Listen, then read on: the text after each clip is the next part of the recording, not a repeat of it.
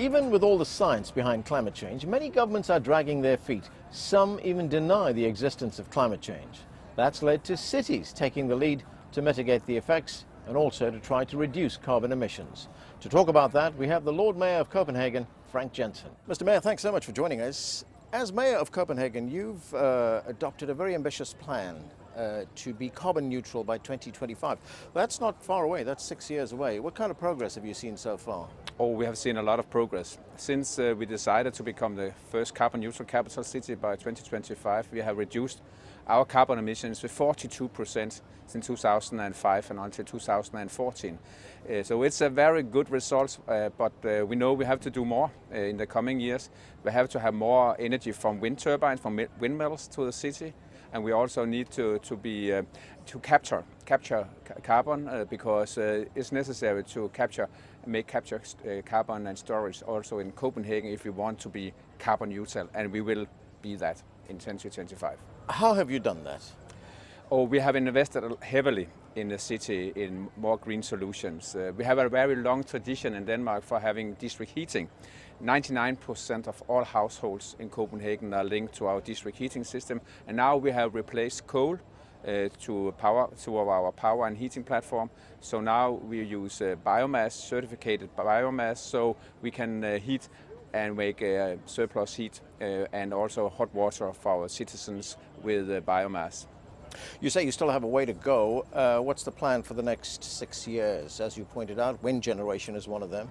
Yes, we must invest heavily in wind turbines also in Copenhagen. Already we are investing in energy from wind turbines, and we will also do that in the coming years. We also need to capture carbon from our incineration plants.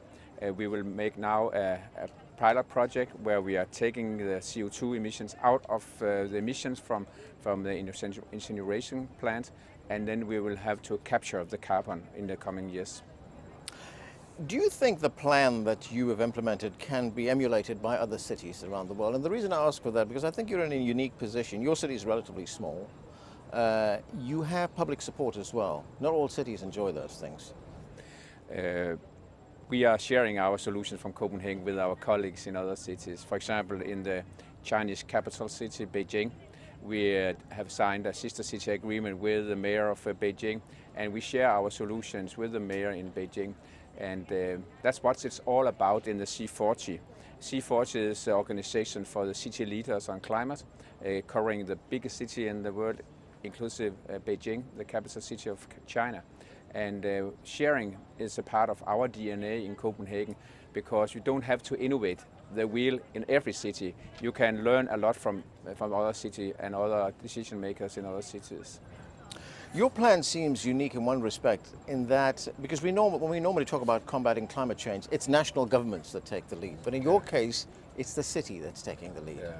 When we were hosting the COP15 in Copenhagen back in 2009, it was not possible to have an international agreement between the heads of states and prime ministers. But at City Hall in 2009 in Copenhagen, the mayors from the big cities around the globe were in Copenhagen, and they decided we are going to act, because we can see already the results of the changing climate in the cities, and it is the citizens in the cities who are reflected of the changing climate. So mayors around the globe have been acting since many years to solve the problem with the changing climate, and we will do that also in the future. But we need partnerships. We need partnership with the governments, but also with the private sector, with the industry. We are in Copenhagen. We have a long tradition for cooperating with research fellows and businesses in the clean tech sector, so we can innovate new solutions. For example, cooling. In the years to come with global heating, we need cooling many places, especially placing cooling. And in Copenhagen, we have innovated solutions where we take the cold out of the water in the harbor and distribute the coal in pipes beside our district heating pipes. So you can reduce the electricity used for cooling buildings with 70%. So we are innovating a lot of new solutions in my city. What kind of cooperation are you getting from the Danish national government? That's a centre-right government. They have made some decisions which seem to run counter to what you were trying to achieve. For instance, they've reduced the amount of money people pay for car registration, which is going to encourage people to use cars more. They also allow diesel trucks to go through cities. So how would you rate the cooperation you get from the national Of course, we government? need the right incentives to the green transformation. I think we have a very good position in Denmark because we have a close cooperation with the government at national level and the cities to have the right incentives. Also when it comes to transform our energy production to be carbon neutral. For example, on biomass, we have reduced the taxes on biomass so we can make this transformation from coal in our power plant to biomass. That's the right way to have the right incentives between the government level and national level and the city level. Right. It seems you have a dual challenge in trying to achieve what you want to. On the one hand, reducing the carbon footprint.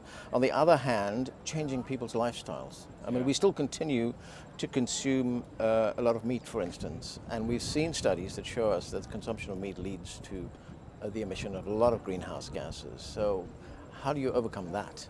Just last week, we passed a new food policy in the City Council in Copenhagen. We have to reduce carbon emissions coming from the meal we are eating. And every day in Copenhagen, municipality-owned kitchens, we are producing 70,000 meals for small Copenhageners, the kids in kindergarten and schools, and also elderly people at some pensionists. And we have decided now to reduce the carbon emissions for every meal with 25%. Of course, the red meat is a big problem for reducing carbon. The red meat covers 3% of our food production in the kitchens, but it covers 42% of all carbon emissions for every meal. So if you reduce the red meat in the dish, then you can make it more carbon friendly. Looking more broadly at the whole challenge that combating climate change poses, how do you combat those who don't believe in the science of climate change?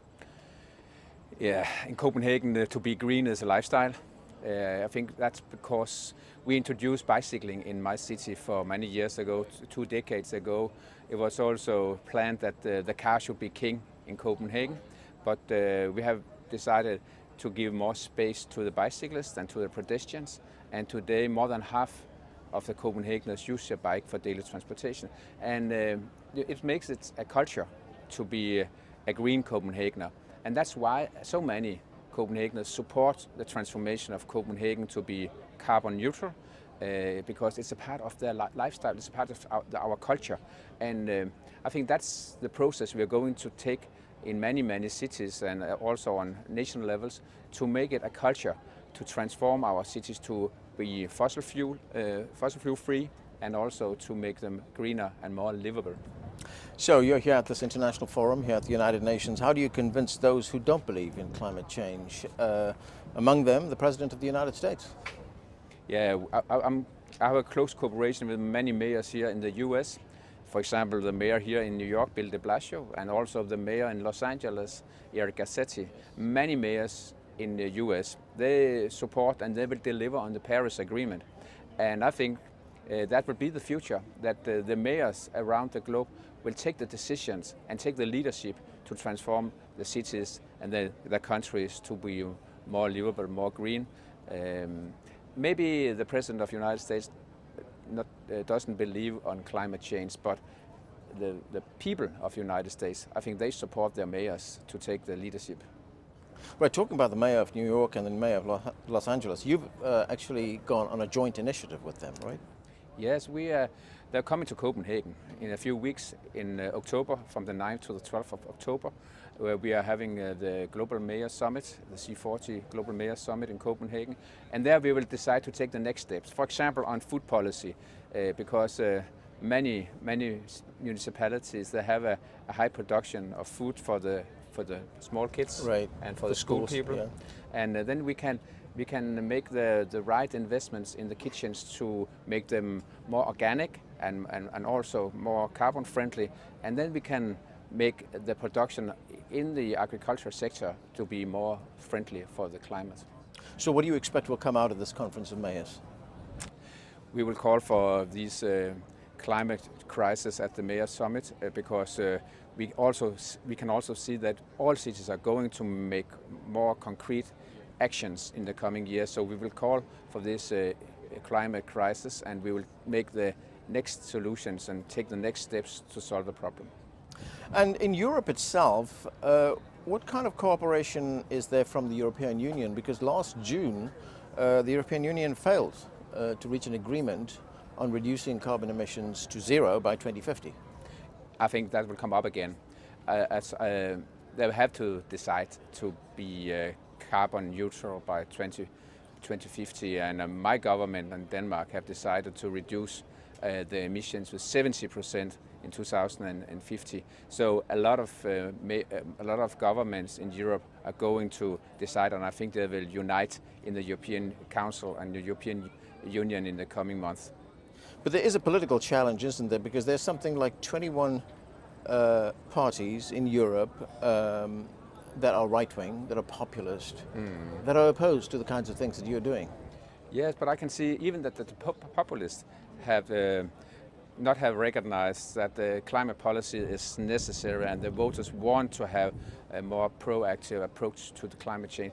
Even the populists in Denmark are now on their agenda and also support the new government in Denmark's program for reducing carbon emissions with 70% in 2050. So I think that the populists, if they want to have the votes from the voters, they have to go in the green direction. Well, something that the European Union has passed and something that all member states will have to abide by is that carbon emissions have to be reduced by 40% by 2030. Are they on target for that, do you think? Yes, but in Copenhagen we have decided to be the first carbon neutral capital city by 2025, and that's very ambitious. But we can get it, and we will get it, and we have shown our colleagues in the other cities that it is possible to reduce carbon emissions and also do it fast, because the solutions are already there. The technology is ready, and it's only awaiting for decisions and implementations. Mr. Mayor, thanks so much for joining us. Thank you so much. That's it for this special edition of The Heat from the United Nations in New York. I'm Anand Naidu. Thanks for watching.